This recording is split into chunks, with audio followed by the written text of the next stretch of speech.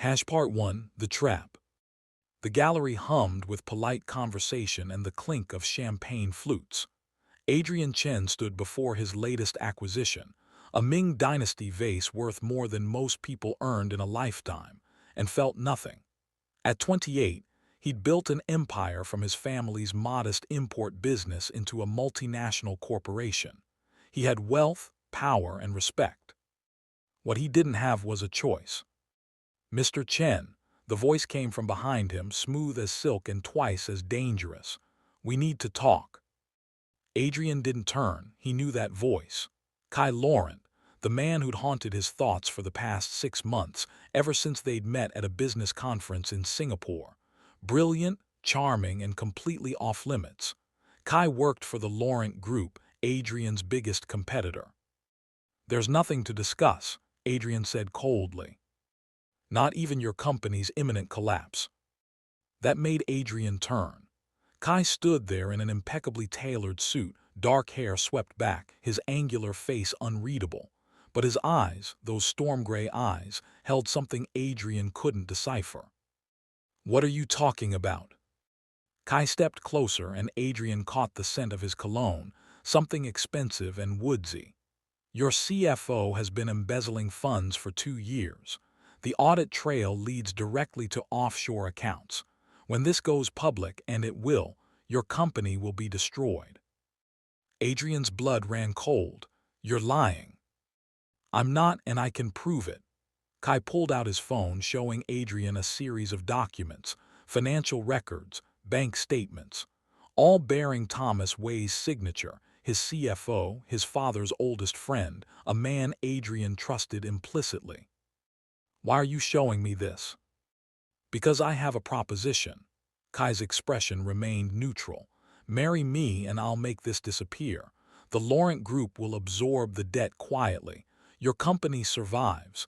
Your reputation stays intact." Adrian stared at him. "You're insane." "I'm practical. My family wants a merger.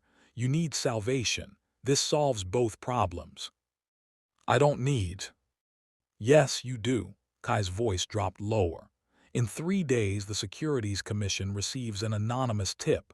Your stock crashes. Your investors flee. Everything your father built turns to ash, unless you agree to my terms." Adrian's hands clenched into fists. "This is extortion."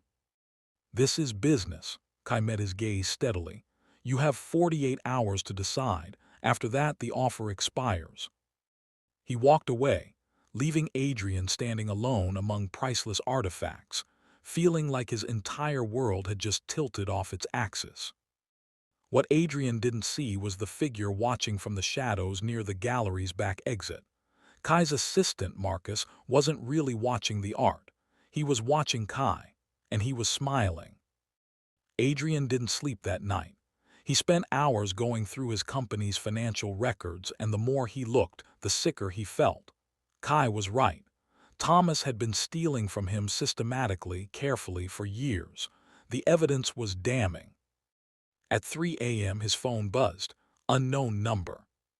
"I can help you, Kay." Adrian threw his phone across the room. But at dawn he picked it up and typed a single word: "Fine." The response came immediately: "My place. Tonight we'll discuss terms." Kai's penthouse overlooked the city like a kingdom. Adrian stepped inside, his jaw tight, every muscle in his body tense. He'd come here to negotiate, to find some way out of this insanity. "Drink." Kai gestured to a bar that probably cost more than a car. "No." "Suit yourself." Kai poured himself 2 fingers of scotch. "So, you've agreed to the marriage." "I've agreed to discuss it," Adrian corrected. "This doesn't have to be real." "But it does." Kai turned to face him. "My family is traditional. They want a proper marriage, public, legal, binding." "For how long?" 2 years. After that, we can divorce quietly. By then, your company will be stable, and my family will have the merger they want. And in the meantime, we play the part, public appearances, living together, convincing the world we're in love." Kai's lips curved into something that wasn't quite a smile. Think of it as a very lucrative acting job. Adrian wanted to punch him, or kiss him. He wasn't sure which impulse was stronger, and that terrified him more than anything else. "There's one more thing," Kai said quietly. "No one else. While we're married, we're exclusive. That's rich coming from you. This whole thing is a farce." "Maybe, but I don't share what's mine." Kai set down his glass and walked toward Adrian with predatory grace. "And for the next 2 years, Adrian Chen, you're mine." Adrian's breath caught as Kai stopped inches away. This close, he could see the flecks of blue in those gray eyes, could feel the heat radiating from Kai's body. "Do we have a deal?" Kai extended his hand. Adrian looked at this trap disguised as salvation, and knew he had no choice.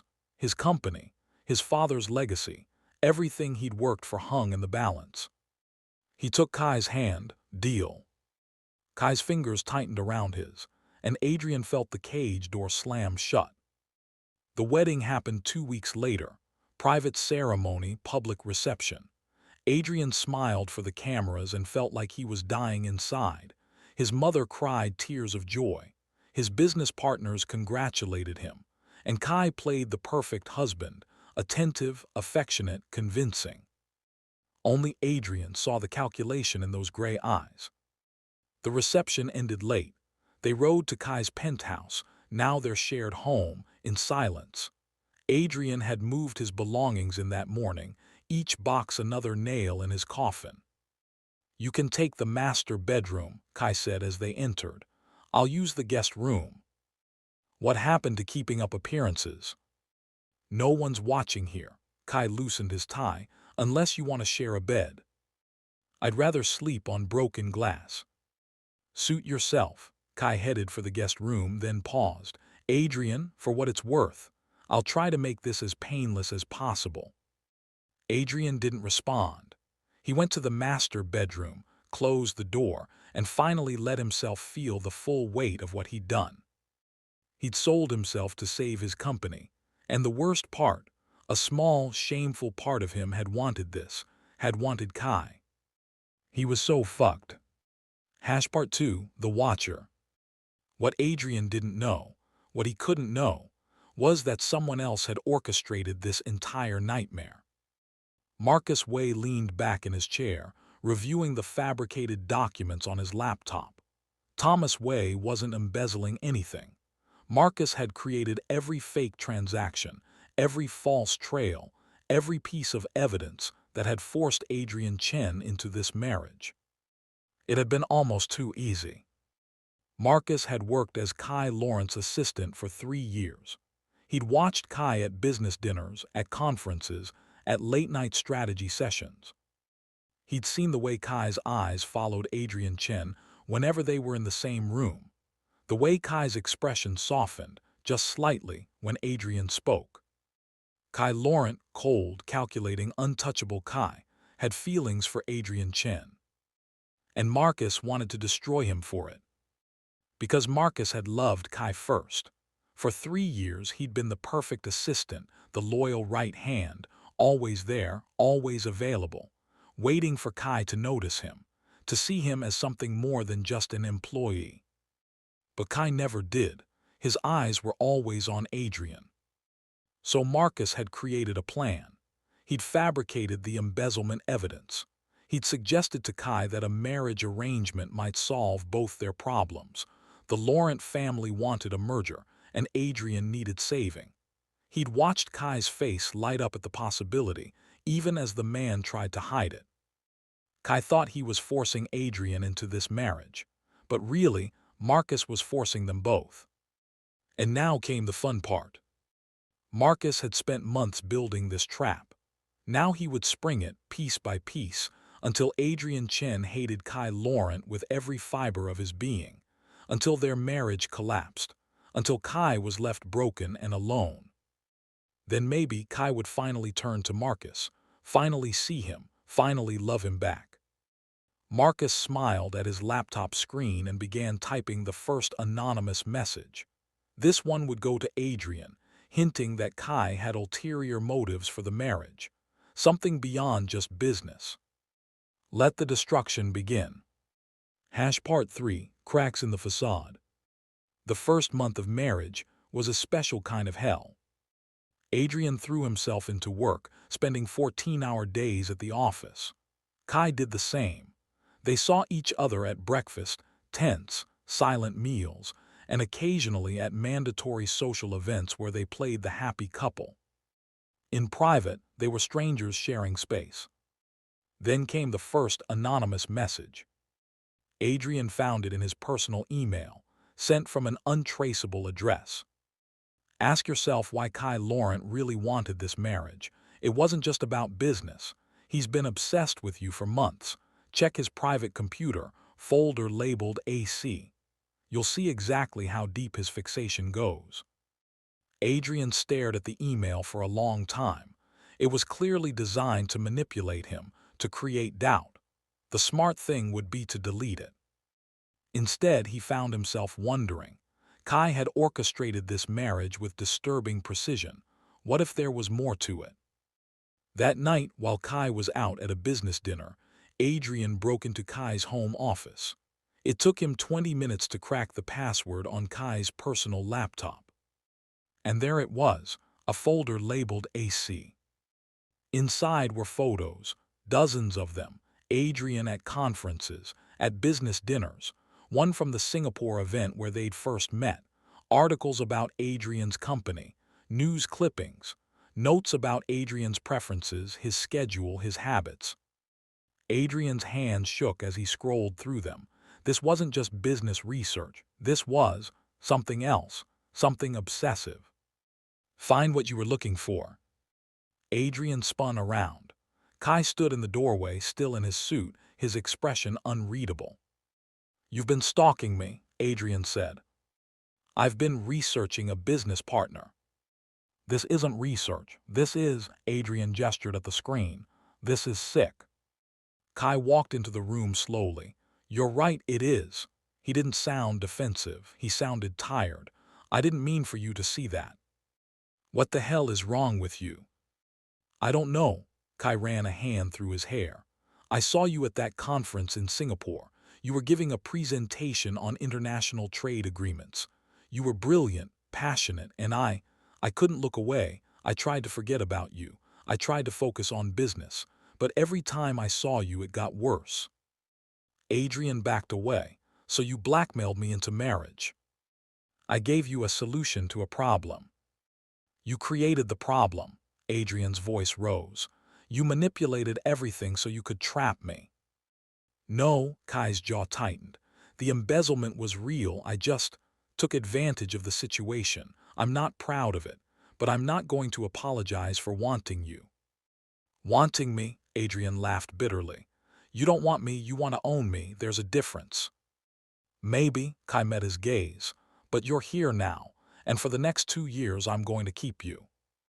Adrian wanted to run, wanted to scream, but he was trapped, legally bound to this man who'd been watching him, studying him, obsessing over him. I hate you, Adrian said quietly. I know, Kai's expression didn't change, but that doesn't change anything. He turned and left the office, leaving Adrian alone with the evidence of his fixation displayed on the screen. From his apartment across the city, Marcus read the tracker he'd installed on Adrian's laptop. He saw which folder Adrian had opened. He smiled. Perfect. Now for phase 2. Part 4, The Spiral. After that night, everything changed. Adrian stopped pretending civility. He moved his things to the guest room, installed a lock on the door. When they attended public events, he played his part, but the moment they were alone, he became cold, distant, hostile. Kai accepted it without complaint. He went to work, came home, and existed in the same space as Adrian without trying to bridge the growing distance between them. But Adrian saw the way Kai watched him sometimes, saw the hunger in those gray eyes, the want, and it made his skin crawl. Or at least, that's what he told himself. The truth he couldn't admit even to himself, was that sometimes late at night he thought about Kai's confession. I couldn't look away. about the folder full of photos, about the fact that someone like Laurent who could have anyone had fixated on him. It should have been terrifying. It was terrifying. So why did a small, twisted part of him feel flattered? Adrian hated himself for that feeling. 2 months into the marriage, Adrian started receiving more anonymous messages. Kai's been meeting with your competitor, Richard HSU. Ask him why. The merger isn't what you think. Check the contracts. He's using you.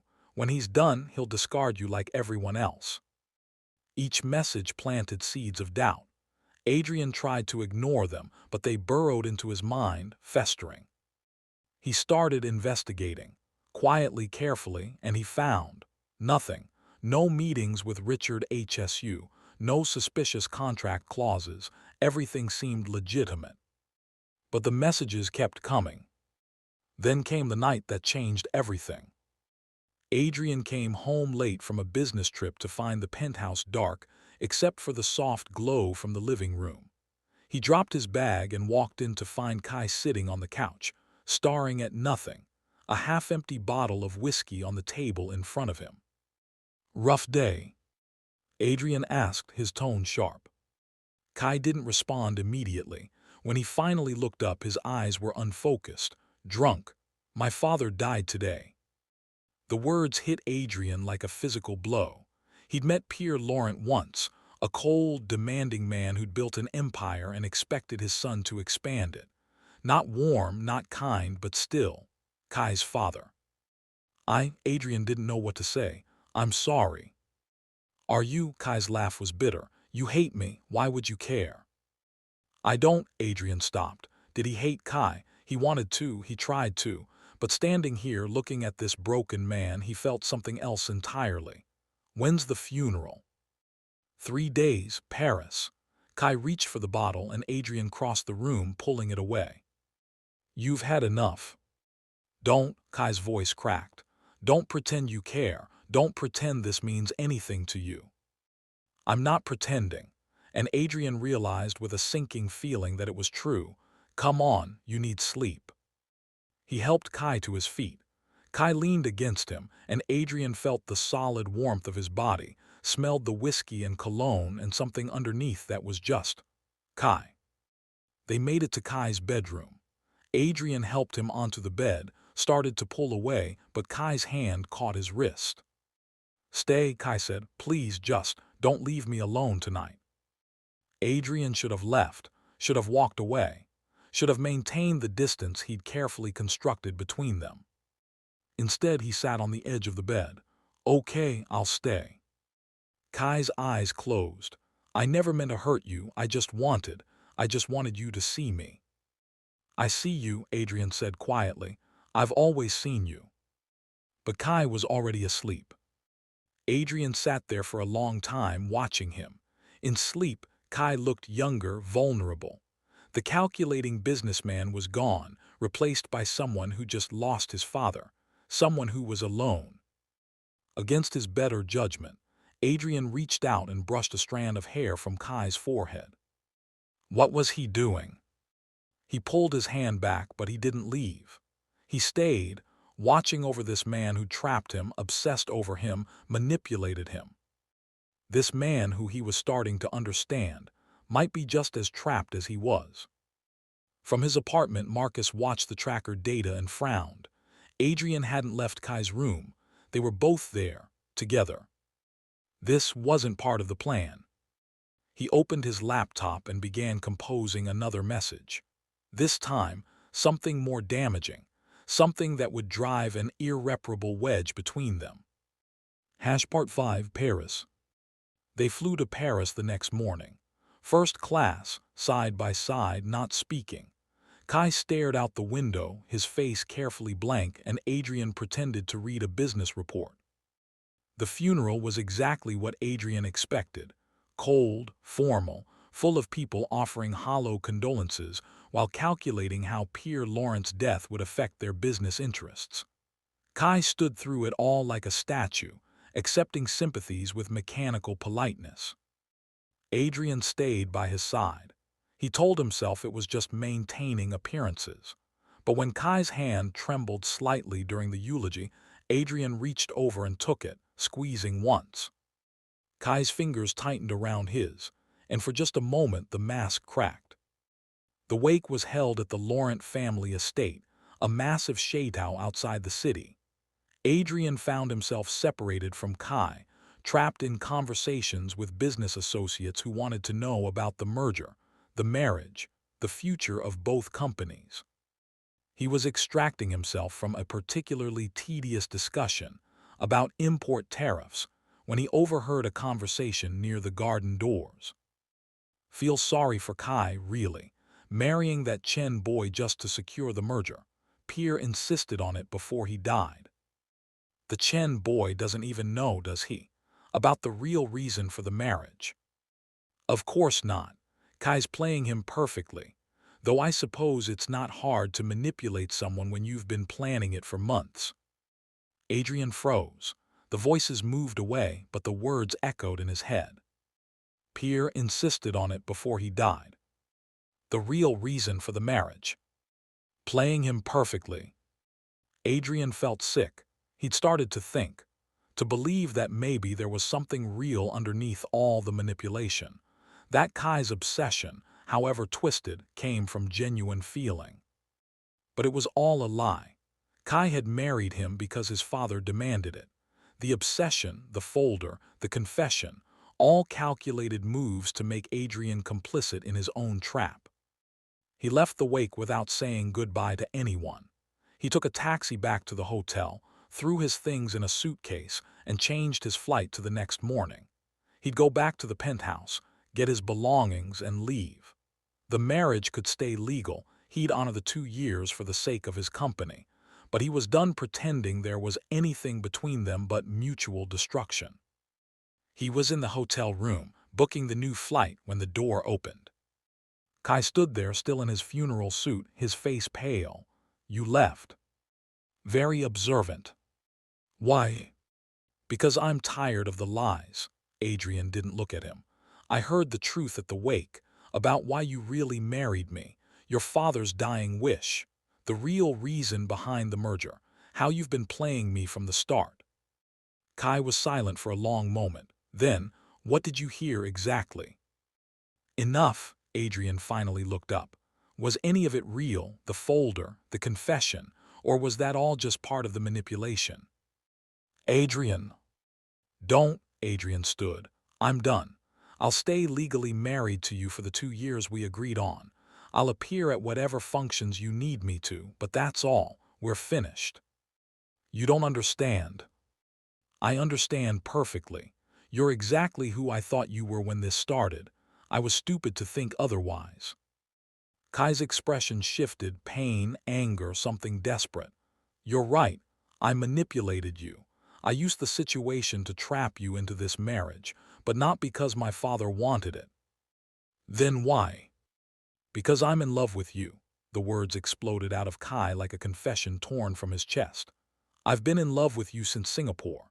Since that fucking presentation where you talked about fair trade practices with so much passion I couldn't breathe. I've been in love with you, and I didn't know how to tell you, how to make you see me, so I did the worst possible thing. I created a situation where you'd have to be mine." Adrian stared at him. "That's not love, that's possession." "I know." Kai's voice cracked. "I know it's sick. I know it's wrong, but I couldn't help it. And yes, my father wanted the merger, but I could have arranged that a dozen different ways. I chose marriage because it was the only way to keep you. The only way to have you even if you hated me." "You're insane." "Probably." Kai stepped into the room, and Adrian saw tears on his face. Kai Laurent, who never showed emotion, was crying. "But it's the truth. Everything I've done, every manipulation, every calculated move, it's all been because I love you, desperately, completely, in a way that's probably destroying us both." Adrian's chest felt tight. He wanted to dismiss it, to call it another lie. But the raw pain in Kai's voice, the tears, the way his hands were shaking, it was real. Horribly, devastatingly real. "That doesn't make any of this okay," Adrian said quietly. "I know." Kai wiped his eyes. I'm not asking for forgiveness, I needed you to know the truth before you leave." They stood there in the hotel room, the space between them filled with everything unsaid, everything broken. Finally, Adrian spoke. "I'm not going back to the penthouse with you." Kai's face fell, but he nodded. "I understand. I'm going to stay here tonight, alone, and tomorrow I'm flying back to my own apartment. We'll maintain appearances when necessary, but otherwise," Adrian trailed off. "Otherwise we're done," Kai finished for him. "Okay." He turned to leave, and Adrian felt something twist in his chest.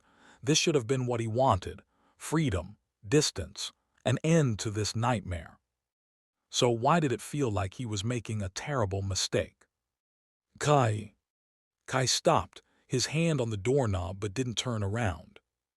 I don't know what I feel about you," Adrian admitted. "You've lied to me, manipulated me, trapped me. I should hate you. Part of me does hate you, but another part—" He stopped, unable to finish. "I know," Kai said softly. "I feel it too, this thing between us. It's wrong and twisted and probably unhealthy, but it's there. That doesn't mean we should act on it." "No," Kai agreed, "it doesn't." He left then, closing the door quietly behind him. Adrian sank onto the bed, his mind spinning. Everything was wrong. Kai was wrong. This whole situation was wrong. But his confession had been real. The pain had been real. And God help him, Adrian wasn't sure if that made things better or worse. From Paris, Marcus received a notification. Adrian had booked a separate return flight. They were separating. Excellent, everything was proceeding perfectly. Time for the next phase. Make Adrian believe Kai was working with Richard HSU to destroy him. Marcus began drafting the fake documents, smiling to himself. This was almost too easy. Part 6, The Return. Adrian returned to his old apartment. A smaller, more modest place than Kai's penthouse, but it was his. He threw himself back into work with obsessive focus, trying to forget about Paris, about Kai's confession, about the confusing tangle of feelings in his chest. It worked for about 3 days. Then the next anonymous message arrived, this time with attachments. "Kai's been in talks with Richard HSU for weeks. They're planning a hostile takeover of your company. Once the 2 years are up and you divorce, Kai gets half your assets in the settlement. HSU gets the company. You get nothing. Attached are meeting notes and financial projections. Wake up before it's too late." The attachments were damning. Meeting schedules between Kai and Richard. Financial models showing how a divorce settlement could be leveraged into a takeover. Email exchanges discussing the Chen situation. Adrian's blood ran cold. He'd been so focused on the emotional manipulation that he'd forgotten the first rule of business: follow the money. Kai didn't love him. Kai was playing a longer game. Adrian spent the next 2 weeks investigating. He hired a private detective. He tracked Kai's movements, and everything seemed to confirm the anonymous messages. Kai had met with Richard HSU multiple times. There were financial discussions, plans being made. Adrian felt something inside him crack. Not just his trust, he'd lost that long ago, something deeper. The small, stupid part of him that had wanted to believe Kai's confession in Paris. He was such a fool. The confrontation happened at a charity gala 3 weeks after Paris. They were required to attend together, to play the happy couple for the cameras. Adrian had been avoiding Kai's calls, his messages, any attempt at contact. Now, standing in a glittering ballroom surrounded by the city's elite, Adrian turned to his husband with a smile that didn't reach his eyes. "We need to talk," he said pleasantly. "Agreed," Kai said, "but not here." They found an empty terrace overlooking the city. The moment they were alone, Adrian's smile vanished. "I know about Richard HSU," he said flatly. Kai's expression didn't change. "What about him?" "The meetings, the takeover plans, the fact that you're using our divorce settlement to destroy my company." Adrian pulled out his phone, showing Kai the documents. I have proof. Kai's eyes widened as he scrolled through them. Adrian, these are. Don't try to talk your way out of this. Adrian's voice was cold. You told me in Paris that you loved me. Was that a lie too, part of the long game? No, Kai looked stricken. Adrian, I don't know what these documents are, but they're fake. I've met with Richard twice, both times at industry events with dozens of other people.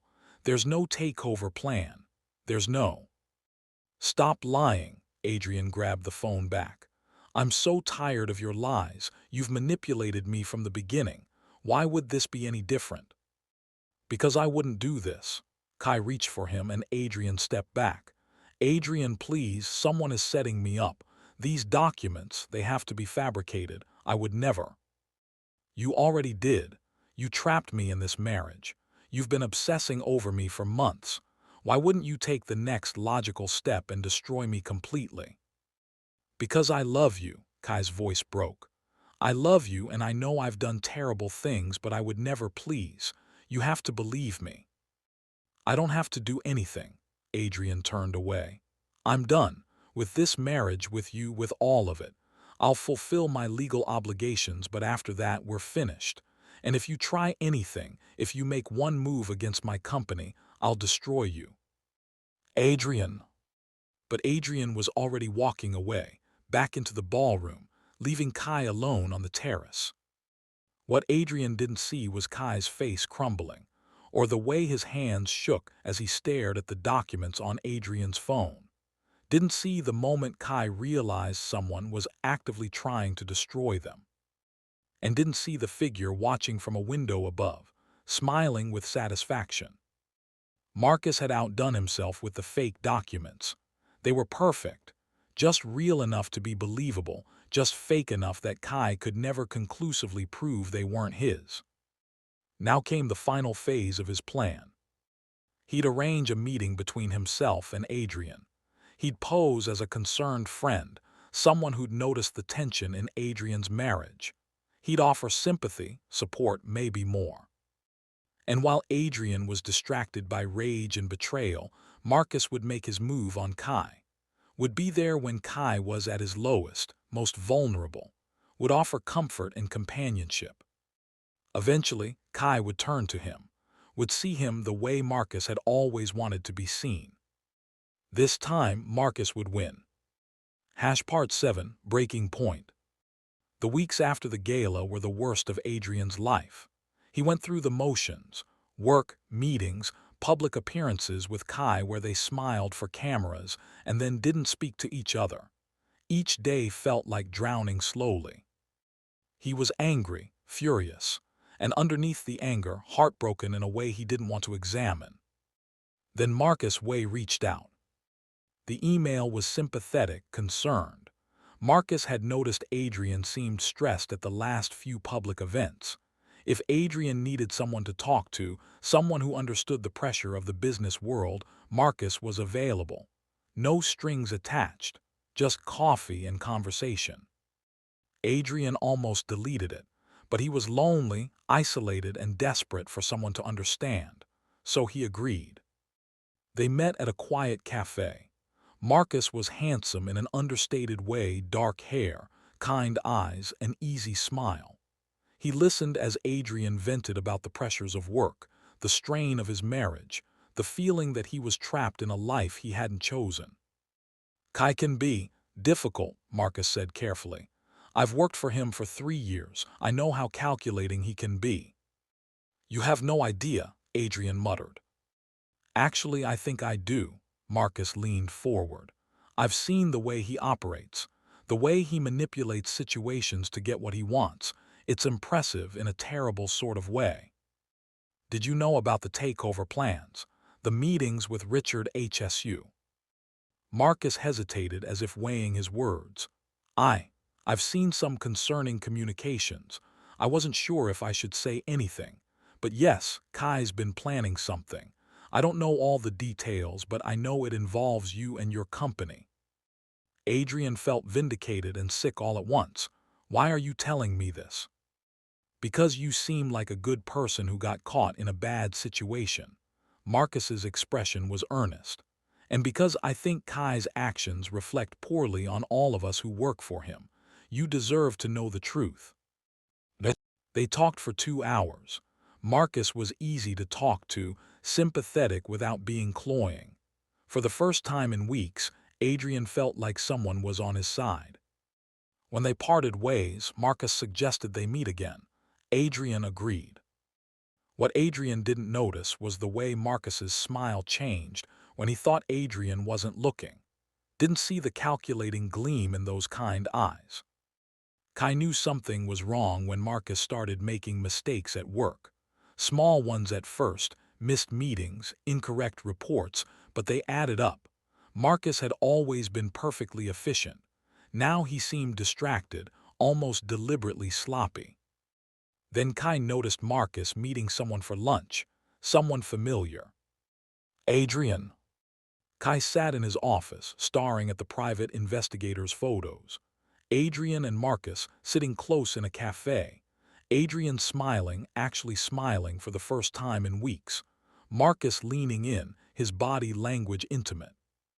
Kai felt something dark and terrible unfurl in his chest. Jealousy, raw and consuming. He'd driven Adrian away with his obsession, his manipulation, his lies. And now Marcus, his trusted assistant, was moving in to fill the void. He should let it happen. Should let Adrian find happiness with someone who wasn't broken and obsessive and desperately in love beyond reason. But Laurent had never been good at letting go. The confrontation happened in Kai's office, after hours. Kai waited until everyone else had left, then called Marcus in. "Close the door," Kai said. Marcus did, his expression professionally neutral. "You wanted to see me." "You've been meeting with my husband." It wasn't a question. "Adrian and I have become friends. He needed someone to talk to." "How convenient." Kai stood, walking around the desk. "What else have you been telling him? What lies have you been feeding him?" "I don't know what you're talking about." "The documents, the fake meetings with Richard HSU, the takeover plans." Kai moved closer. "Did you really think I wouldn't figure it out?" For a moment, Marcus's mask slipped. Surprise, then calculation, flickered across his face. "I think you're paranoid. The stress of your failing marriage is making you see conspiracies everywhere. You fabricated evidence to drive a wedge between me and Adrian. Why?" "I didn't." "Don't lie to me." Kai's voice cracked like a whip. "I've had investigators going through every communication, every document. I know it was you. What I don't know is why."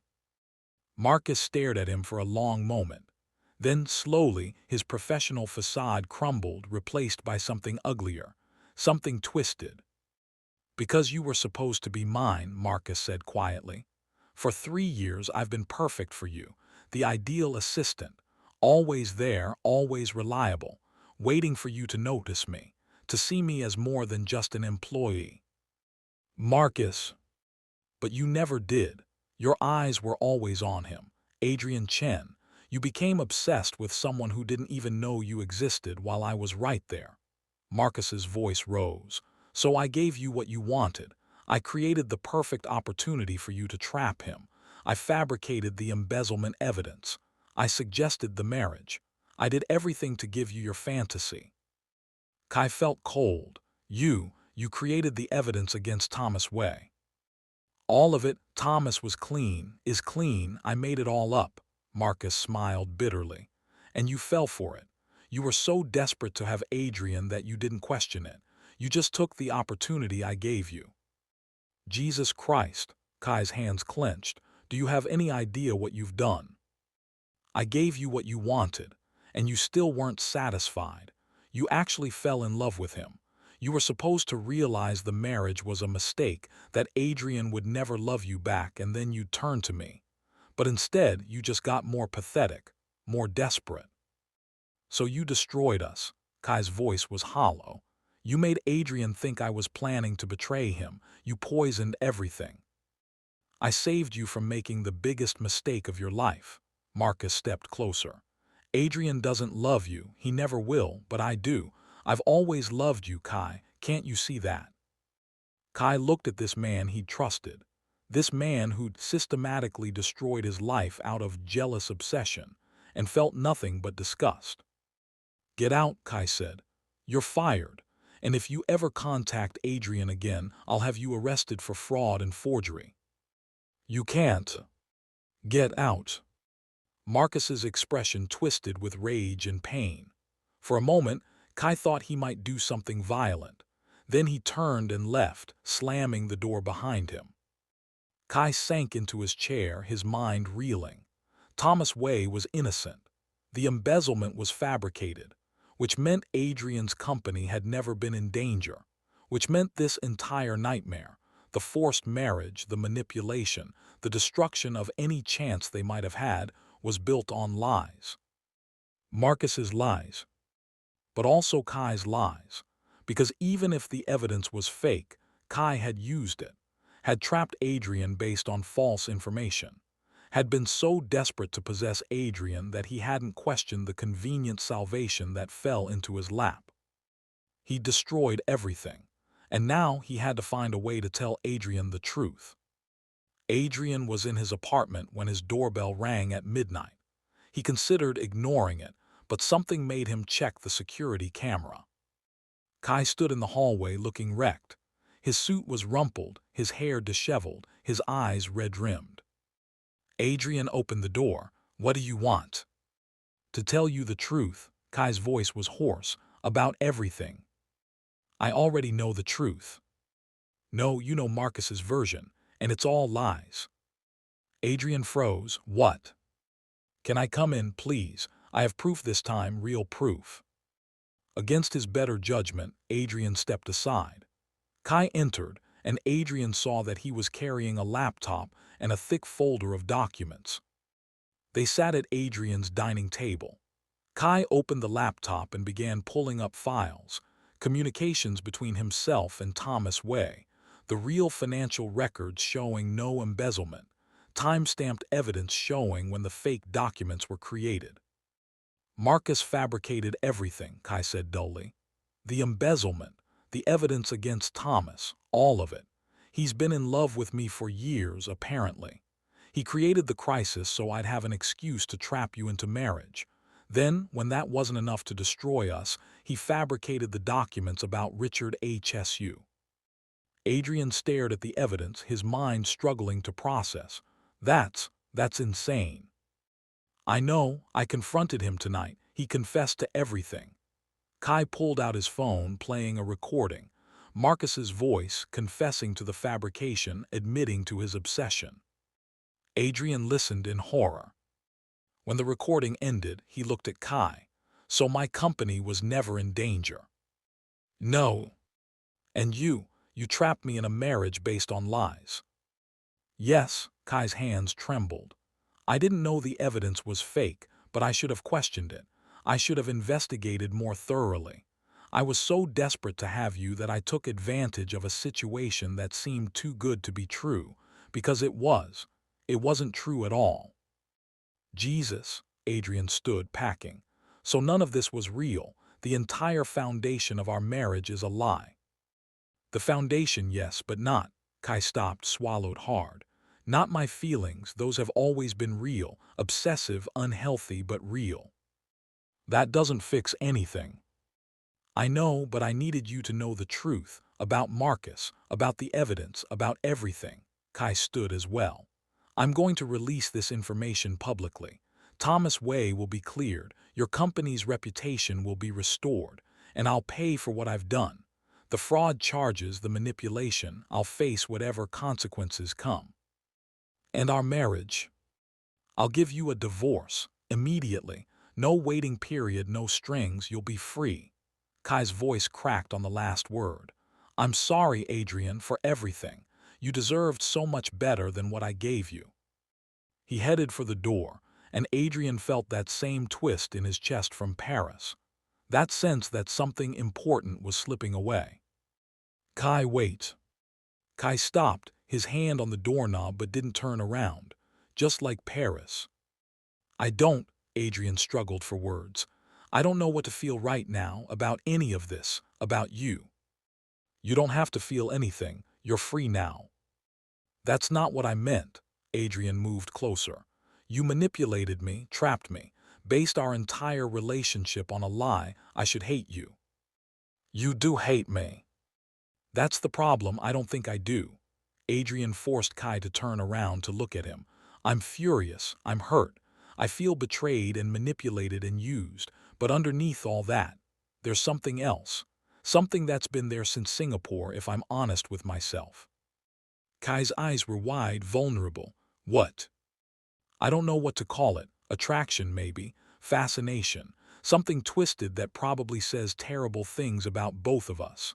Adrian's laugh was bitter. You told me in Paris that this thing between us is wrong and unhealthy. You were right, but it's still there. That doesn't mean we should act on it. No, it doesn't. Adrian echoed Kai's words from Paris. But I'm tired of pretending I don't feel it. They stood there, inches apart, the air between them electric with tension and anger and want. What are you saying? Kai whispered. I'm saying I don't want a divorce. Not yet, I want. Adrian stopped, took a breath. I want to try, to see if there's anything real underneath all the lies and manipulation, to see if we can build something honest. Adrian, you deserve better then. Let me decide what I deserve. Adrian's hand came up, cupping Kai's face. You've made decisions for me from the beginning. Let me make this one. Kai leaned into his touch, his eyes closing. This is a mistake. Probably, but it's my mistake to make. Adrian kissed him. It was nothing like he'd imagined. There was anger in it and frustration, and months of tension finally breaking free. Kai responded desperately, his hands coming up to grip Adrian's shirt, pulling him closer. They stumbled backward, knocking into the wall. Adrian's hands were in Kai's hair, and Kai's mouth moved to his neck, biting hard enough to leave marks.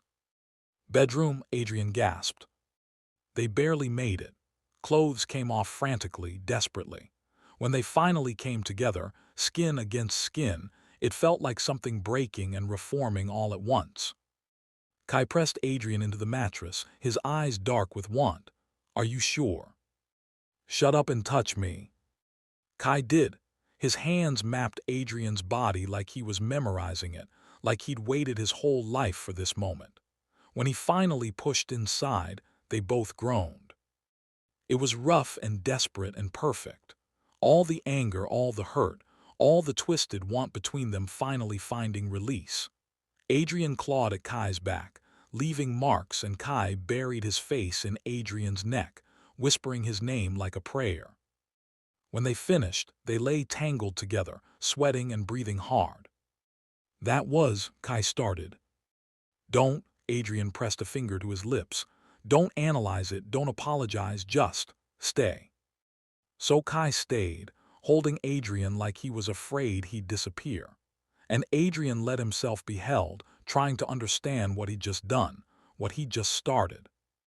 Outside, the city lights glittered like stars. And somewhere in that city, Marcus Way watched the tracker on Adrian's laptop show activity from Kai's computer on Adrian's network, and realized his plan had failed completely. Part 8, Rebuilding. The next morning, Adrian woke to find Kai already awake, watching him with an expression he couldn't read. Stop that, Adrian muttered. Sorry, I keep thinking you'll change your mind, that you'll wake up and realize this was insane. It is insane, Adrian sat up, but I meant what I said. I want to try. Even knowing everything I've done. I'm not forgiving you, not yet, maybe not ever fully. Adrian met his gaze, but I think we're both responsible for this mess. You manipulated me, yes, but I could have walked away. I could have found another solution to save my company. Instead, I stayed because part of me wanted to. Wanted to what? Wanted you. Adrian's voice was quiet. I've been lying to myself about that, pretending the attraction was just anger or Stockholm Syndrome or something else. But the truth is, I noticed you in Singapore too. I thought about you after. I tried to forget about you, but I couldn't. Kai's breath caught. You never said anything. Because you worked for a competitor. Because getting involved would have been complicated. Because I'm not like you, I don't act on every impulse. Adrian's smile was wry. Though maybe if I'd been braver, none of this would have happened. Or maybe it would have happened differently, better. Maybe. They sat in silence for a moment. Then Kai spoke. I'm going to make this right. The evidence against Thomas Wei, I'll go public with the truth today. Your company's reputation will be restored, and Marcus will face charges for fraud. What about you? What about me? You used the false evidence to coerce me into marriage. There have to be legal consequences. There will be, I'm prepared to face them. Kai's jaw tightened. I deserve whatever punishment comes. Even if it means prison. Even then. Adrian studied him. You really mean that? I destroyed your life because I was too obsessed, too desperate to have you. I need to pay for that. What if I don't want you to? Kai looked confused. What? What if I want you to stay, to try to make this work? Adrian took a breath. We could go to the authorities together, explain what happened. Marcus was the primary architect of the fraud. You were complicit, but also a victim of his manipulation. Maybe there's a way through this that doesn't end with you in prison. You do that after everything. I don't know if what we have is love. It might just be obsession on both sides, but I want to find out. Adrian reached for Kai's hand. I want to try to build something real, and I can't do that if you're locked away. Kai's eyes were suspiciously bright. I don't deserve you. Probably not, but like I said, my choice. They spent the morning planning. How to present the evidence. How to explain the situation without either of them looking completely guilty. It wouldn't be easy. Kai had still used false evidence to coerce Adrian into marriage, even if he hadn't known it was false. But with Adrian testifying on his behalf, with proof that Marcus was the primary architect of the fraud, there was a chance. The press conference happened 3 days later. Thomas Wei stood beside Adrian and Kai as they explained everything. The fabricated evidence, Marcus's confession, the truth about the marriage. The media went crazy. The story had everything: fraud, obsession, corporate intrigue, a marriage built on lies. Adrian and Kai were photographed leaving the press conference together, and speculation ran wild. Were they really staying married? Was the marriage ever real? Was this the scandal of the decade? Thomas Wei's name was cleared immediately. Marcus Wei was arrested on fraud charges, and Kai faced investigation, though with Adrian's testimony and the evidence of Marcus's manipulation. Most legal experts believed he'd face minimal consequences, probation, maybe, and substantial fines, but not prison. Through it all, Adrian and Kai presented a united front, not playing the happy couple anymore, but something more real. Two people navigating a complicated, messy situation together. 2 weeks after the press conference, they had their first real date. It was Kai's idea. If we're going to do this, really try, then we should start over, do things right this time. So they went to dinner at a quiet restaurant, no photographers, no pretense. Just two men trying to figure out if they could build something from the ashes of their forced marriage. Tell me something about yourself that isn't related to business, Kai said over wine. Why? Because I realized I know everything about your business practices and almost nothing about you as a person. I want to fix that. Adrian considered. I wanted to be a teacher before I took over my father's company. I loved education, helping people understand complex ideas.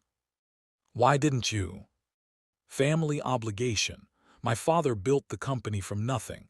When he got sick, I couldn't let it fall apart. Adrian smiled sadly. I don't regret it exactly, but sometimes I wonder who I'd be if I'd chosen differently. You'd be incredible. You are incredible. Kai reached across the table, taking Adrian's hand. I'm sorry you had to give up your dream. What about you? What did you want to be? An artist. Kai laughed at Adrian's expression. I know, doesn't fit the corporate shark image, but I loved painting. I was actually pretty good, but my father needed an heir to run the company and art wasn't practical. Do you still paint? Sometimes, late at night when I can't sleep. I'd like to see your work sometime. It's probably terrible now. I haven't seriously painted in years. I'd still like to see it. They talked for hours, about their childhoods, their fears, their dreams. It was the most honest conversation they'd ever had. When they went home, to the penthouse they were tentatively sharing again, they made love slowly, deliberately. Not the desperate, angry sex from before, but something gentler, exploring each other, learning each other's bodies. Afterward, lying tangled together, Kai spoke into the darkness. I'm falling in love with you. Adrian's breath caught. You said you already loved me. That was obsession. This is different. This is real. Adrian was quiet for a long moment. I don't know if I love you yet, but I think I could, if we keep doing this, keep being honest. That's enough. Kai kissed his shoulder. That's more than enough. Part 9, Shadows. They'd been trying, really trying, for 6 weeks when Adrian found the first concerning sign. He came home early from a business trip to find Kai in his art studio, a converted room in the penthouse. The door was slightly open, and Adrian paused, not wanting to interrupt. Kai stood before a canvas, brush in hand, completely absorbed. The painting was of Adrian, but not any Adrian that existed in real life. This Adrian was sleeping, vulnerable, beautiful in a way that made Adrian's skin crawl because he'd never posed for this. Kai had painted it from memory, or from imagination, or from those obsessive observations he'd made before the marriage. Around this central image were dozens of sketches pinned to the walls, all of Adrian, Adrian at the office, Adrian drinking coffee, Adrian laughing, Adrian sleeping. It was the folder all over again, but worse, more intimate, more obsessive. Adrian backed away quietly, his heart pounding. He went to the bedroom and sat on the edge of the bed, trying to process what he'd seen. They were supposed to be building something healthy, something real. But Kai was still obsessed, still watching, still documenting every moment. When Kai found him an hour later, Adrian was still sitting there. Hey, I didn't hear you come in. Kai smiled, then saw Adrian's expression. What's wrong? I saw your studio. Kai's smile vanished. Adrian, you're still obsessed with me. After everything, after all our talks about being honest and healthy, you're still stalking me through your art. It's not stalking, it's just, I paint what I see, what I feel. You paint me constantly. You have sketches everywhere. It's the folder all over again, Kai. You said you'd stop. I said I'd stop manipulating you. I never said I'd stop loving you. Kai sat beside him. The art isn't about control, it's about, I don't know how to explain it. When I paint you, I understand my feelings better. I process them. It's how I make sense of this. By documenting my every move. By trying to capture how you make me feel. There's a difference. Is there? Adrian stood, agitated. Because from where I'm standing it looks like obsession, like you haven't actually changed at all. I have changed. I'm not manipulating you anymore. I'm not controlling your life. I'm painting. It's art, Adrian. It's not sinister. It feels sinister when I don't know about it. When I find a whole room full of images of me that I never agreed to.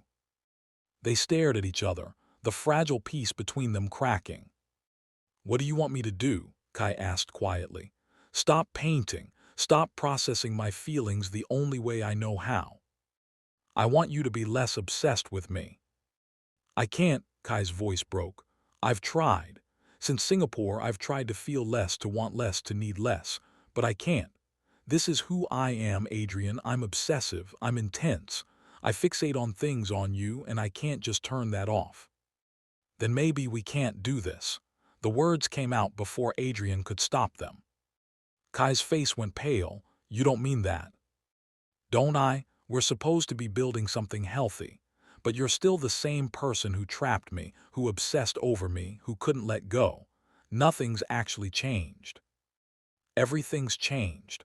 I'm not manipulating you anymore. I'm being honest. I've given you the choice to stay or leave, and you've chosen to stay. Because I thought you were getting better. I am getting better, just not in the way you want. Kai's hands clenched. I'll never be the normal, well-adjusted partner you deserve. I'll always be intense. I'll always fixate. But I'm trying to channel that into something that doesn't hurt you. The art. It's my way of dealing with these feelings without letting them control our relationship. Adrian wanted to argue, but looking at Kai's desperate expression, he realized something. Kai was right. He had changed. He was being honest now, showing Adrian his obsession instead of hiding it. He wasn't manipulating or controlling. He was just processing. And maybe that was the best they could hope for. I need you to tell me when you're painting me, Adrian said finally. No more secret sketches. No more surprising me with galleries of my face. Okay, I can do that. And I need to understand this better. The art, the obsession, all of it. I need you to explain what you're feeling, not just act on it. I'll try. They sat in tense silence. Then Adrian sighed. Show me the painting. What? The one in your studio. Of me sleeping, show me. Kai led him back to the studio. In the light, Adrian could see the painting more clearly, and he had to admit it was beautiful, not creepy like he'd first thought. Intimate, yes, obsessive, definitely, but also loving. The brush strokes captured him with a tenderness that made his throat tight. You're talented, Adrian said quietly. Thank you. But you're also terrifying. I know. Kai stood beside him, looking at the painting. I'm sorry for being what I am, for not being able to change completely. Maybe I don't want you to change completely. Adrian surprised himself by saying it. Maybe I just want you to be honest about who you are, so I can decide if I can live with it. And can you? Adrian looked at the painting, at the sketches on the walls, at this man who loved him with frightening intensity. I don't know yet, he admitted, but I'm still here. That has to count for something. Kai pulled him close, and Adrian let himself be held. They stood in that studio surrounded by images of Adrian's face, and somehow it felt less terrifying than it had before. Maybe obsession didn't have to be destructive. Maybe it could just be intense. They'd find out together. Part 10, The Unraveling. 3 months into their attempt at a real relationship, things were getting complicated in ways Adrian hadn't anticipated. The legal fallout from the fraud had mostly settled. Marcus was awaiting trial. Kai had paid substantial fines and received probation for his role in the coercion. Thomas Wei's reputation was restored, and Adrian's company was thriving again. On paper, everything was resolving. In reality, Adrian was starting to notice changes in himself that worried him. He'd become possessive. When Kai attended business dinners, Adrian found himself checking the time, calling to make sure Kai was coming home, feeling irrationally anxious when Kai didn't answer immediately. When Kai's new assistant, a woman named Sarah who was competent and professional, laughed at something Kai said, Adrian felt a surge of jealousy so intense it scared him. He was becoming like Kai, obsessive, possessive, unable to exist comfortably when they were apart. I think you're infected me, Adrian said one night, lying in bed beside Kai. What? Your obsession, it's contagious. I'm becoming just as bad as you. Kai propped himself up on one elbow. What do you mean? I can't stop thinking about you. Where you are, who you're with, whether you're thinking about me. I check my phone constantly for your messages. I get anxious when you're late. Adrian laughed bitterly. I'm turning into you. Is that such a bad thing? Yes, I used to be rational, focused, independent. Now I'm, Adrian gestured helplessly. Now I'm this. Someone who cares deeply. Someone who's losing himself. Kai was quiet for a moment. Then, when I first became obsessed with you, I felt like I was losing myself too. Like you'd infected my thoughts and I couldn't think straight anymore. It was terrifying. How did you deal with it? I didn't. I gave in. I let myself fall completely. And yes, it made me do terrible things, but it also made me feel alive in a way I never had before. That's not reassuring.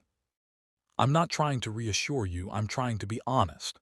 Kai's hand found Adrian's. Maybe this, what we have, it's not healthy by conventional standards. Maybe we're both a little obsessed, a little possessive, a little too intense. But maybe that's okay. Maybe that's just who we are together. You're saying we should embrace the dysfunction. I'm saying we should stop fighting what we feel and just let it be. We're not going to have a normal relationship, Adrian. We're too far gone for that. But we can have this. We can have each other completely, intensely, even if it's not what anyone else would call healthy. Adrian wanted to argue, wanted to insist they could be normal if they just tried harder. But looking at Kai in the dim light, feeling the pull between them that never seemed to ease, he realized Kai was right. They were both too far gone. Okay, Adrian said. Okay, let's be obsessed together. Kai kissed him, deep and claiming, and Adrian kissed back with equal hunger. They made love with desperate intensity, each trying to prove ownership, to mark the other as theirs. Afterward, Adrian traced the marks he'd left on Kai's skin and felt a savage satisfaction. They were destroying each other, maybe, but they were doing it together. The problem with mutual obsession, Adrian discovered, was that it amplified everything. The highs were higher, moments of connection so intense they felt like drowning in each other. But the lows were devastating. They fought constantly, about small things, whose turn it was to pick dinner, who left the bathroom a mess, that spiraled into larger arguments about control, trust, autonomy. You're smothering me, Adrian would say. You're pulling away, Kai would counter. Then they'd collide again, anger transforming into passion, fighting their way back to equilibrium through sex and whispered apologies and promises to do better. It was exhausting. It was consuming. It was the most intense thing Adrian had ever experienced. 6 months in, Adrian's best friend David staged an intervention. You look terrible, David said bluntly over lunch. You've lost weight. You have dark circles under your eyes, and you're constantly on your phone checking messages. I'm fine. You're not fine. This thing with Kai, it's not healthy. We're working on it. Are you? Because from where I'm sitting, you look like you're drowning. Adrian set down his fork. Maybe I am, but I'm choosing to drown, that's the difference. Adrian, I know what this looks like. I know everyone thinks Kai and I are toxic together, and maybe we are, but I've never felt this alive. Even when we're fighting, even when it's terrible, I feel more real than I ever did before. That's not love, that's addiction. Maybe it's both. Adrian met his friend's worried gaze. I'm not asking you to understand. I'm just asking you to accept that this is my choice. David shook his head. I hope you know what you're doing. I don't, but I'm doing it anyway. The breaking point came 9 months into their attempt at a real relationship. Adrian came home to find Kai in his studio painting. Nothing unusual, except this time the painting wasn't of Adrian. It was of Marcus. Adrian stood in the doorway staring at the image. Marcus's face, rendered in stark blacks and grays, his expression a mixture of longing and malice. What is this? Adrian's voice was dangerously quiet. Kai turned startled. Adrian, I didn't hear you come in. What is this? I'm trying to understand him, why he did what he did, what drove him to destroy us. By immortalizing him in paint. By processing what happened. Art is how I understand things, you know that. So you're obsessing over him now. No, I'm trying to let go of what he did by understanding it. There's a difference. Kai set down his brush. Why are you angry about this? Because you told me you'd tell me when you were painting people. Because you're supposed to be obsessed with me, not him. Because this feels like, Adrian stopped, hatting himself for the words, like betrayal. Betrayal. Adrian, he tried to destroy us. I'm painting him to purge those feelings, not because I have feelings for him. Then why does it feel like you're giving him the same attention you give me? Kai stared at him. Are you jealous of Marcus? Yes, Adrian's voice rose. Yes, I'm jealous, because your obsession, your attention, it's the only thing that makes this work. And if you start directing it elsewhere, I'll become bored of you, Kai finished. Adrian, that's not how this works. Isn't it? Your obsession is the foundation of everything between us. What happens when it fades? It won't fade. You don't know that. They stood in the studio, surrounded by paintings of Adrian and now one of Marcus, and Adrian felt something cold settle in his chest. I need space, he said suddenly. I need to think. About what? About whether we can actually do this, long term, forever, or if we're just burning each other out. Adrian, please, don't do this. I'm not ending it, I need a few days alone to clear my head. He left before Kai could respond, checking into a hotel across the city. He turned off his phone to resist the urge to check if Kai had messaged him. For 3 days he existed in silence. No Kai, no constant checking, no obsessive thoughts about where Kai was or who he was with. It should have been peaceful. Instead, it was agony. Part 11, the truth. On the 3rd day, Adrian's phone, which he'd finally turned back on, rang. Not Kai, David. Have you seen the news? David's voice was urgent. No, why? Turn on the TV, channel 7. Adrian did, and his blood ran cold.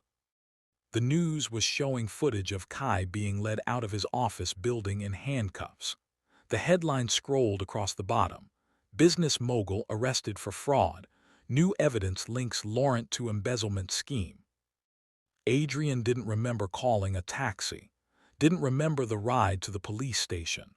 But suddenly he was there, demanding to see Kai, being told to wait while they processed him. A detective finally came out to speak with him.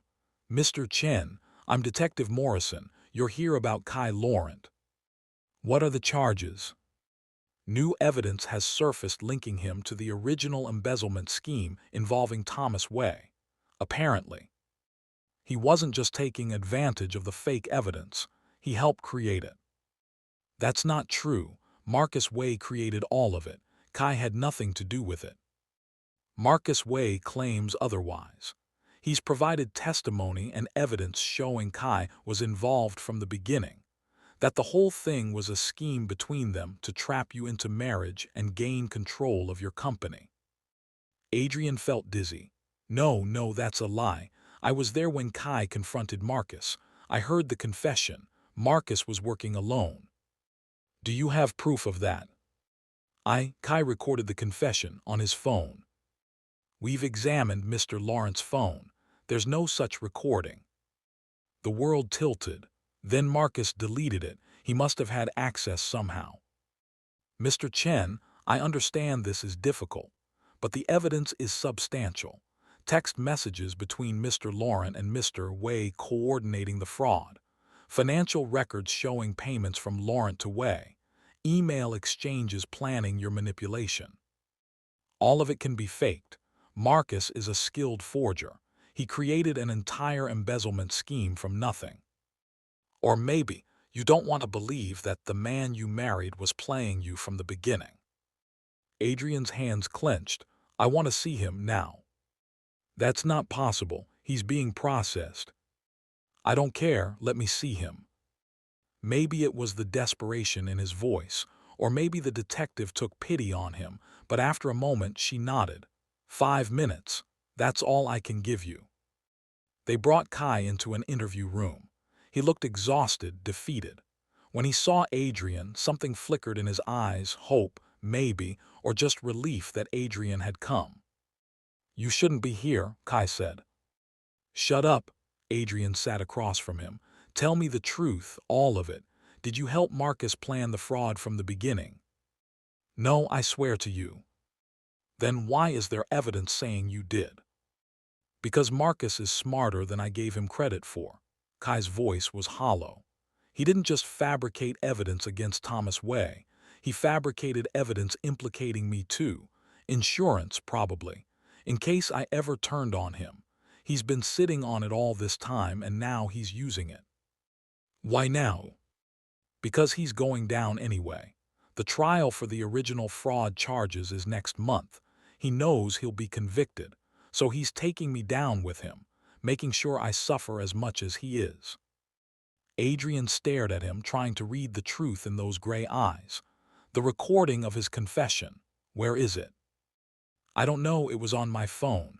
Either he deleted it remotely or, Kai stopped, his expression darkening, or someone else did. Who? I don't know, but Marcus had access to my systems for 3 years. He could have planted backdoors, given access to others. I've been so careful since everything came out, but maybe not careful enough. This is insane. This is Marcus getting his revenge. Kai reached across the table and Adrian let him take his hand. Adrian, I need you to listen to me. If they convict me, and they might, the evidence is damning, I need you to know the truth. I never worked with Marcus. I never planned to destroy you. Everything I did because I was obsessed and desperate, not because I was malicious. I know that. Do you, or are you going to start doubting me again? Adrian tightened his grip on Kai's hand. I spent 3 days away from you. 3 days trying to clear my head, to figure out if we were toxic, if we were destroying each other. And you know what I realized? What? That I don't care. I don't care if we're unhealthy. I don't care if everyone thinks we're toxic. I care about you. I believe you. And I'm not going to let Marcus win. Adrian. No, listen to me. You've spent months trying to fix what you broke. You've been honest, you've been open, you've given me every chance to leave. Now it's my turn. I'm going to fight for you. I'm going to prove Marcus is lying. How? I don't know yet, but I'll figure it out. Adrian leaned forward. You're not alone in this anymore. We're in it together. For the first time since Adrian had arrived, Kai's expression cracked. Tears welled in his eyes. I don't deserve you. Probably not, but you have me anyway. Adrian stood as the detective knocked on the door, signaling their time was up. I'll get you out of here, I promise. Adrian spent the next week living at his office, barely sleeping, investigating every angle. He hired the best lawyers, the best private investigators. He went through every piece of evidence the prosecution had, looking for inconsistencies. And slowly, he began to find them. The text messages between Kai and Marcus. They were sent from IP addresses that didn't match Kai's known locations. The emails used phrasing that wasn't consistent with Kai's communication style. The financial records showed payments from accounts Kai had never accessed. It was all fake, just like the original embezzlement evidence.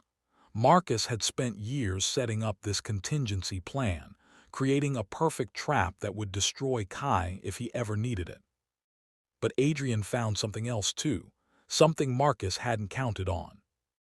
In the metadata of one of the fabricated emails, there was a timestamp showing it was created 3 days before the date it was supposedly sent. A small error, but crucial, proof that someone had backdated the evidence. Adrian brought this to Kai's lawyers. They brought it to the prosecution. And slowly, carefully, the case began to unravel. 2 weeks after Kai's arrest, Marcus made a mistake. He tried to contact Adrian. The message came through a burner phone, untraceable. You're wasting your time. Kai will be convicted. When he is, I'll be waiting. I can give you what he never could, a real relationship, one not built on lies. Adrian stared at the message, fury rising in his chest. Then he did something reckless. He agreed to meet Marcus. The meeting was set up in a public place, a cafe downtown. Adrian wore a wire provided by the police, who were finally starting to believe Marcus might be the real architect of everything. Marcus arrived looking confident, almost smug. "I'm glad you came." "I want to understand," Adrian said, his voice carefully neutral. "Why you did all this? Why you destroyed so many lives?" "I didn't destroy anything. I tried to save Kai from making the biggest mistake of his life, obsessing over someone who would never love him back." "But I do love him." Marcus's expression flickered. "You think you do, but it's just Stockholm Syndrome. Kai trapped you, manipulated you. You've confused survival instinct with love. And you think you love him." "I know I do. I've loved him for years. I've been there for everything, his victories, his struggles, his dreams. I know him better than you ever could." "Then why did you try to destroy him?" "Because he needed to see the truth, that you're wrong for him. That I'm the one who really understands him." Marcus leaned forward. "When he gets out of prison, and he will, eventually, he'll be broken, empty, and I'll be there to help him rebuild, to show him what real love looks like." "You call this love? You framed him for fraud. You tried to take away years of his life. Temporary suffering for long-term happiness." Marcus smiled.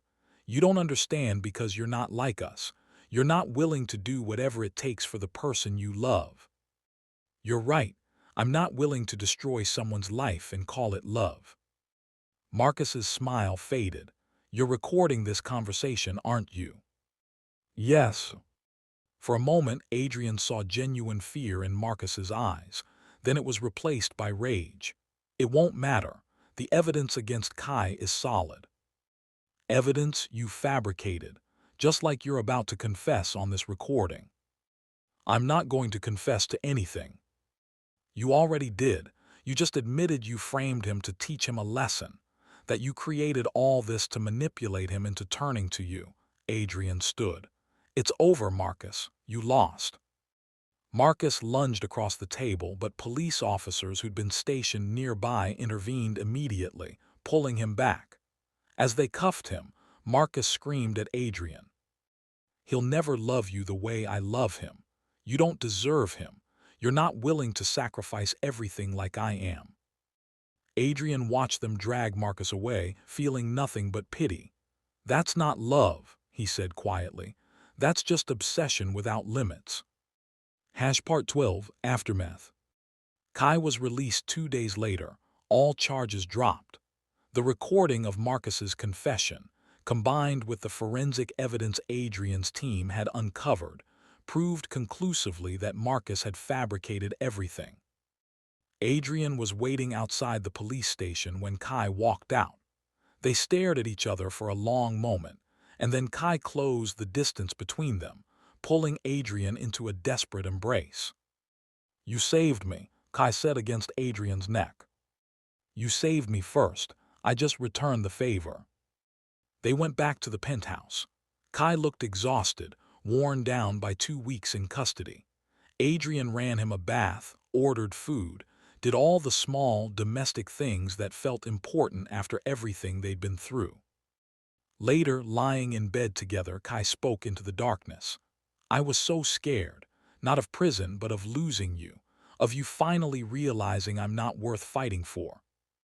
I realized the opposite, that you're worth everything. Even when I'm obsessive and possessive, and probably a little bit crazy. Especially then." Adrian pulled Kai closer. "I spent so long trying to be rational about this, trying to figure out if what we have is healthy or toxic or sustainable. But the truth is, I don't care about any of that anymore. I just care about you. That's the most terrifying thing you've ever said to me."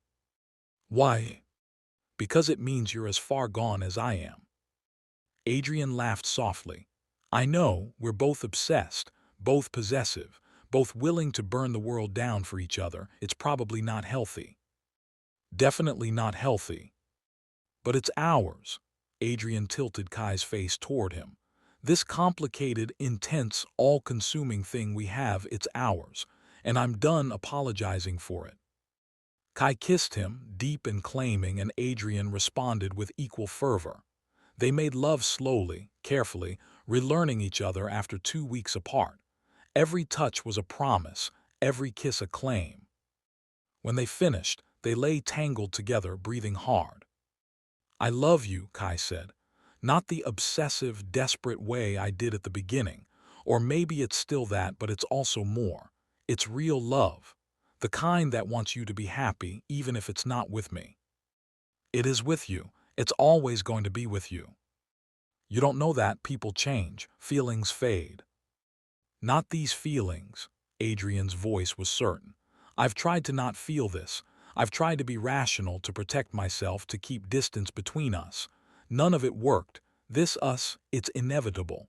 We were always going to end up here. Even after everything I did. Because of everything you did. Because you showed me parts of myself I didn't know existed. Because you made me feel alive in a way nothing else ever has." Adrian smiled in the darkness. "You're stuck with me, Kai Laurent, for better or worse." "That sounds like a vow." "Maybe it is." Part 13, 6 months later. Marcus's trial was swift. With the evidence of his fabrications, his confession to Adrian, and his admission of obsessive behavior, he was convicted on multiple counts of fraud, forgery, and attempted extortion. The judge sentenced him to 8 years in prison. Adrian and Kai attended the sentencing together. When Marcus was led away, he looked at them one last time, not with rage but with a kind of broken acceptance. "I hope you're happy," he said. "We are," Kai replied quietly. "I hope someday you find peace." Marcus didn't respond. The guards took him away, and Adrian and Kai walked out of the courthouse together, leaving that chapter of their lives behind. 6 months after Kai's release, they renewed their vows. Not because they had to, but because they wanted to. The first marriage had been built on lies and manipulation. This one would be built on truth, complicated, messy, intense truth, but truth nonetheless. It was a small ceremony. Just a few close friends, Thomas Way, David, who'd reluctantly come around, and the officiant. No press, no spectacle, just two men promising to love each other despite, or because of, their mutual obsession. "I promise to be honest with you," Kai said, holding Adrian's hands. "Even when the truth is ugly. Even when it reveals how obsessed I still am, how possessive, how intense. I promise never to manipulate you again, but I can't promise to stop wanting you with every fiber of my being. I can't promise to be normal or healthy or easy, but I can promise to be yours completely for as long as you'll have me." Adrian's eyes were wet. "I promise to accept you as you are, obsession, intensity, and all. I promise to fight for us even when it's hard, even when everyone tells us we're toxic. Because what we have, it's ours. It's not conventional or safe or probably even advisable, but it's real. And I choose it. I choose you. Every day for the rest of my life, I choose you."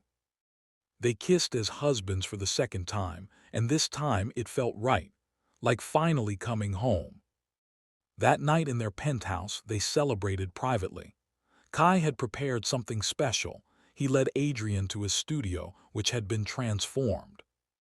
The walls were covered in new paintings, all of Adrian but different from before. These weren't just observations or obsessive documentation. They were love letters rendered in color and light. Adrian laughing, Adrian sleeping, Adrian angry, sad, joyful, exhausted. Every facet of who he was, captured with tenderness and understanding. "This is how I see you," Kai said softly. "Not just as the object of my obsession, but as the person I love, complicated and beautiful and real." Adrian walked along the walls, taking in each piece. "They're incredible. They're yours, all of them. I'm not hiding anymore. Not my feelings, not my art, not any of it." Kai came to stand beside him. "This is who I am, an artist who's obsessed with his husband, if that's too much." "It's not," Adrian pulled him close. "It's perfect, you're perfect, for me at least." They made love surrounded by Adrian's painted faces, and it felt like the culmination of everything they'd been through. All the manipulation and lies and hurt had led them here, to this moment of absolute honesty. Afterward, lying in the studio among the paintings, Kai spoke quietly. "Do you ever regret it, staying with me after everything?"